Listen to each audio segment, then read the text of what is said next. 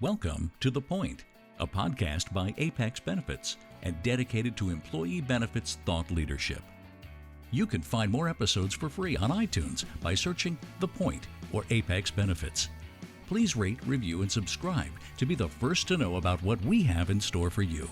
To learn more about Apex Benefits, please visit our website at www.apexbg.com or find us on LinkedIn, Facebook, or Twitter.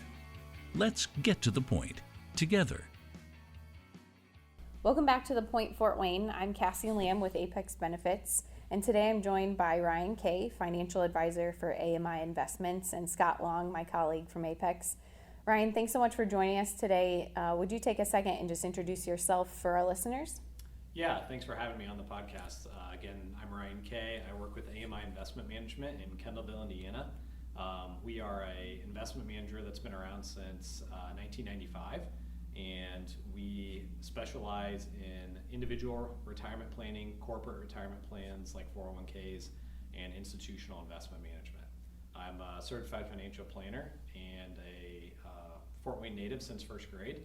I attended Blackhawk Christian and then graduated from Purdue University, and I reside in Fort Wayne with my wife and 3 daughters. Awesome. Thanks for joining us, I should say. Absolutely. Scott, you want to introduce yourself? Absolutely. So Scott Long, I'm an executive advisor with Apex Benefits, and it's just been fun today. Actually recording live. We are socially distanced, but we're recording live from Greater Fort Wayne Inc. headquarters. So always fun to sit down and do our episodes in person. Yes, we definitely like that. Especially this office space is pretty awesome for podcast recording. So, Ryan, you mentioned you guys work in the 401k space and obviously financials, but what trends are you seeing with investments right now? Obviously, our current climate's a little different than it typically would be. And how have your clients maybe had to adapt or respond to what's kind of going on right now? Yeah. So there hasn't been too many changes, I would say, related to the current environment, the COVID-19 crisis. The IRS and the Department of Labor did allow 401ks a new feature. They don't have to add it to their 401k, but they can, and that's a coronavirus-related distribution where if someone has been directly impacted or an immediate family member has been directly impacted by COVID-19, they can take up to $100,000 out of their 401k account, assuming they have $100,000. Okay. And they still have to pay taxes, but they can spread it out over 3 years. I have heard of people doing that. None of my clients have done that yet. Another thing that companies you're reading about, but I haven't thankfully had any of my clients have to do this yet, is cutting the match.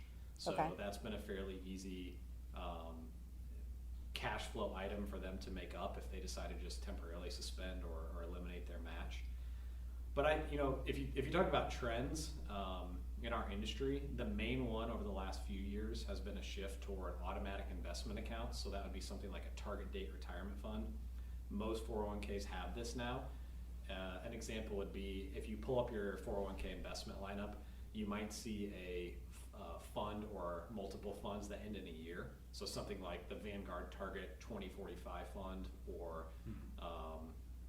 like the Fidelity 2020 fund, so they okay. end in a year. Those are becoming very, very popular now. Vanguard puts out a study every year. I don't know if you guys have ever seen it.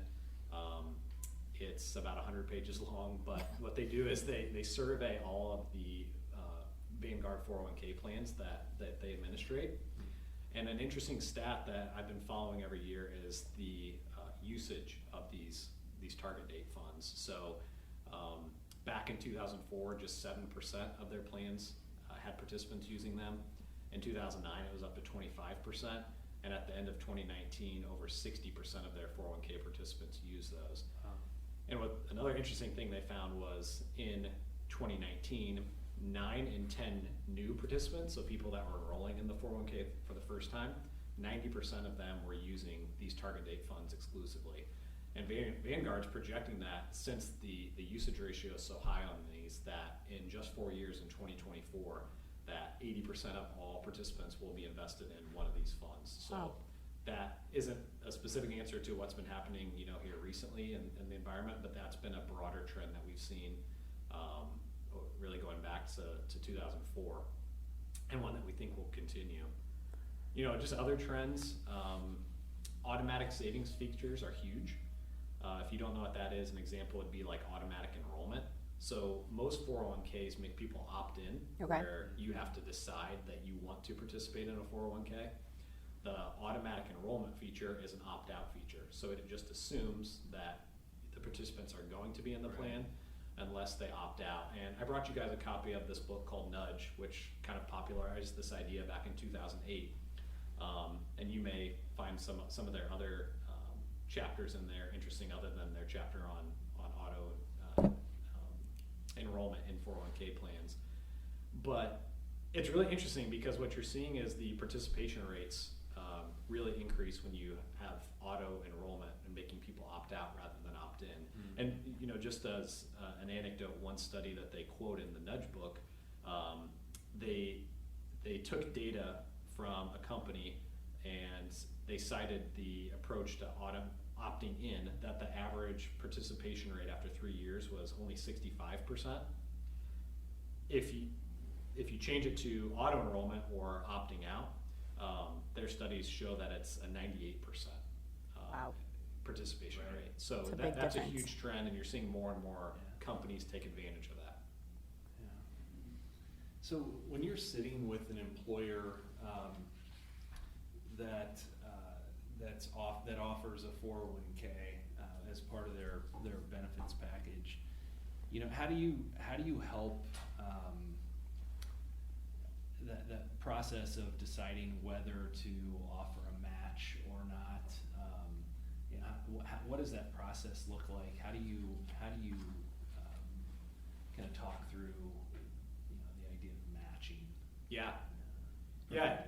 It's a huge decision because it's a cash flow item to the business, right? So if a company's not matching and then they decide to do a 3% match and they've got 1,000 employees and everyone takes them up and they're matching 3% of their whole payroll, that's a huge cash flow item. So that's where we usually start is, I'll run projections for them based off of the number of employees and the salaries of either an average employee, or if it's a smaller company, they'll give me their full census file is what it's called, which is a listing of everyone and how much each person makes.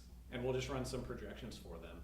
401k is used by the average person as kind of a general term, but 401k is actually a specific type of retirement accounts. So even before we get to the matching discussion, I back up and I say, is a 401k even appropriate? There's myriad of other retirement plans like simple IRAs, SEPs, defined benefit plans. So we'll talk about that decision first. Is a 401k even the right type of plan if it's a startup? But from there, it's just simply the cash flow. Can the company afford to do this? And then the other big thing that comes into play is how does the decision maker at the company view the 401k? Do they view it as something that they just have to have? Do they view it as a true benefit? A great example is there's up in Northeast Indiana, a little bit closer to the Michigan line, there's two companies that do virtually the exact same thing. They're very niche businesses, and they're two of the only, and if not the only, the top of what they do in the whole country. But since they're such competitors and it's a very specialized industry, that one company can't have a Cadillac 401k and the other one not have a good 401k because from a competitive standpoint and getting employees, it makes their company less attractive if they're not offering a good company match. So that's something else that goes into it. We've spoken to a couple people that, the goal here in Northeast Indiana is growth, right? Talent attraction, talent retention. How do you, or have you seen any trends with the match that your clients are offering? Is that having to change as we're trying to attract more talent in Northeast Indiana, or is that something that's kind of just stayed the same and will remain the same in your opinion? That's a really good question. I have not seen, I can't extrapolate from a broad perspective that, companies are generally increasing or decreasing. It's more of a company by company decision. Yeah.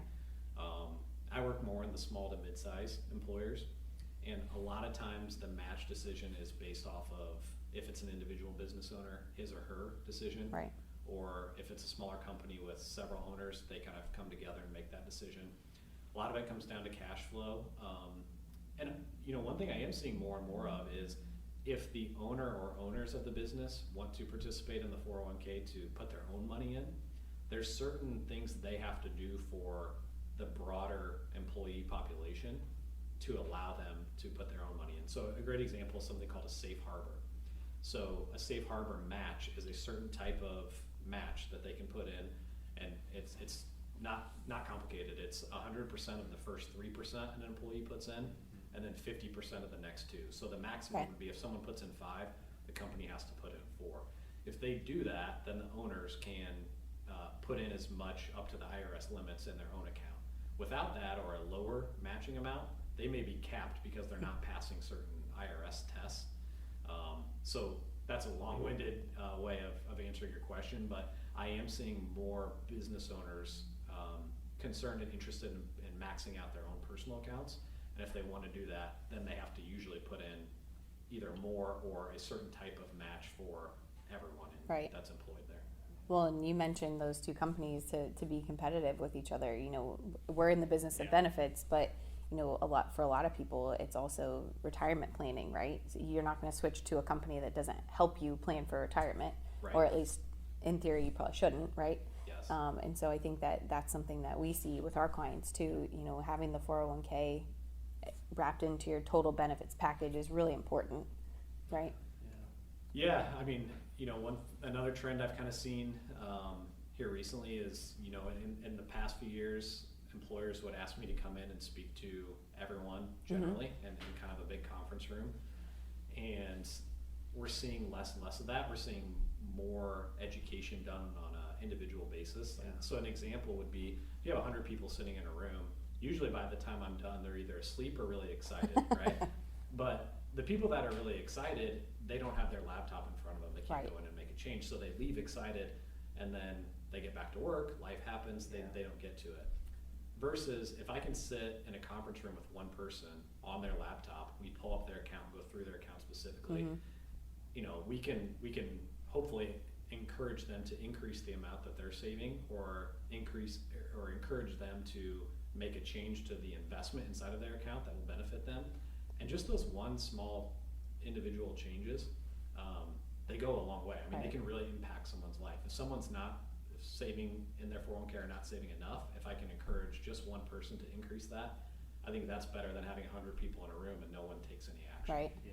Well, and a lot of times people, you live and breathe this world, right? We live and breathe benefits. So for us, we can talk about that all day, but when it comes to traditional versus Roth versus, that's where we need you to steer us in the right direction, right? And I've also noticed, especially for a lot of the younger kids that are coming out of college, going straight into the business world, they don't select to put anything into a 401k because it's money out of their paycheck, without realizing, you're losing out essentially on free money to you, not to the organization. But yeah, that's something we've seen too. Yeah, and I think that's where that auto enrollment comes in. If you can get people to it automatically happens, they don't have to do anything, the likelihood of them continuing to participate is a lot higher. A lot higher, yeah, absolutely.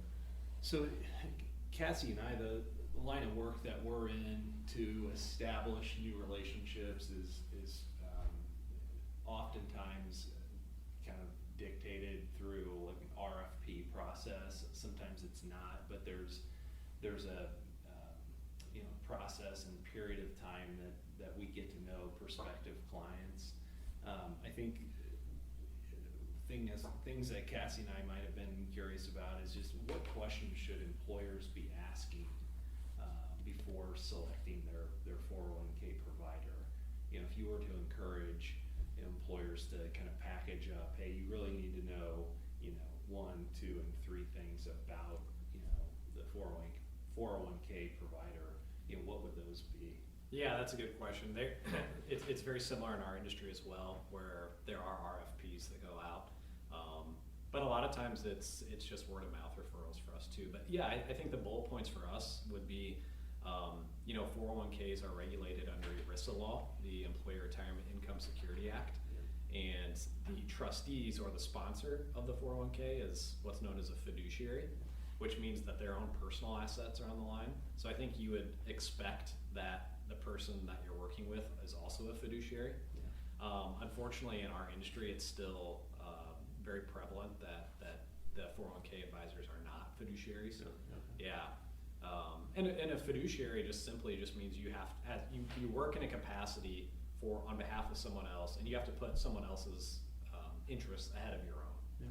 So if I was hiring a 401k advisor, I would expect them to be a fiduciary.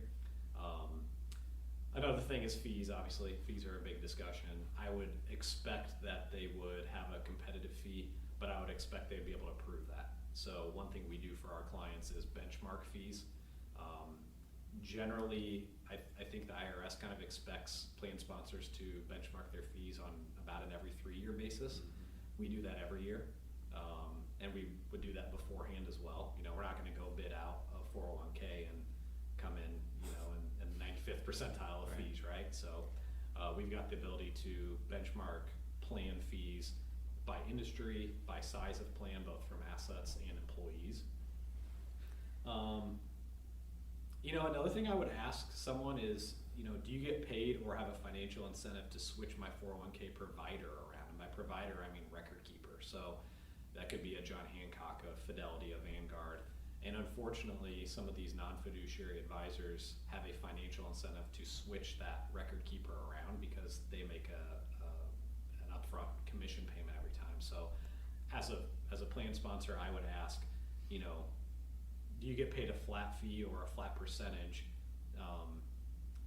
to help us with the 401k, or do you get paid a mixture of that and a commission? So I've seen plans where they're changing their actual record keeper around every 2-3 years because the advisor is recommending that because the advisor is getting a kickback. Wow. Yeah. So yeah, I think make sure they're fiduciary, make sure their fees are competitive, make sure that the way they structure their fee is accurate. And then other things like employee education. You want people to show up and help the employees get enrolled in the plan. For my plans, I like to, when they have new employees, meet with the new employee one-on-one if possible. So you want someone that will show up and be a resource. Does that answer your question? Yeah, absolutely. Okay. Yeah. I think that's a really big part of the education piece is just showing up, and that's something that Apex, prides ourselves on too. Is even with our clients, we're not going to meet you one time at renewal and say, here, sign on the dotted line, right? Yeah. And it sounds like that's similar for you. Right. It's you're available and you're there to help as needed. Yep, be a resource. Right, Absolutely. Be a resource. Yeah, absolutely. Well, Ryan, thank you so much for all of your information and being part of the podcast today. It's been a wealth of information, no pun intended. Thank you. Yeah, thanks for having me. You can find more episodes for free on iTunes by searching The Point or Apex Benefits. Please rate, review, and subscribe to be the first to know about what we have in store for you. To learn more about Apex Benefits, please visit our website at www.apexbg.com or find us on LinkedIn, Facebook, or Twitter. Let's get to the point together.